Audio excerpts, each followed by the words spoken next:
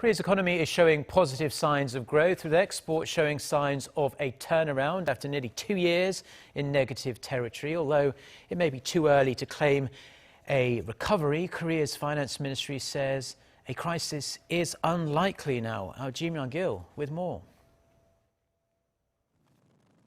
Korea's exports continued their upswing in the first 20 days of February, underscoring a recovery in the country's outbound shipments. According to data released by the Korea Customs Service, exports amounted to $27.7 billion from February 1st to the 20th, up 26.2% from the same period last year. The increase was led by a 51.5% gain in exports of semiconductors, a 64.5% surge in petroleum products, and a 30.4% rise in auto exports.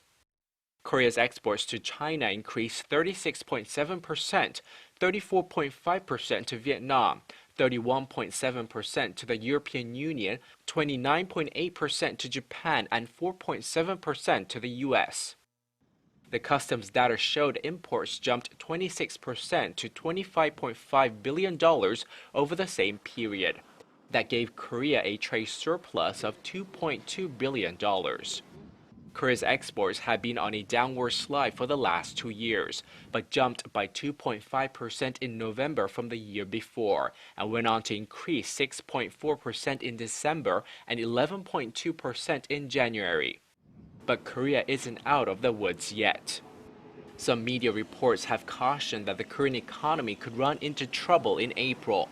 Korea's finance ministry has said, however, that it's unlikely the country will fall into an economic crisis in the coming months, despite rising concerns over increased currency volatility and firms that are undergoing corporate restructuring. The finance ministry said the concerns were excessive, as the current economic data are showing positive signs.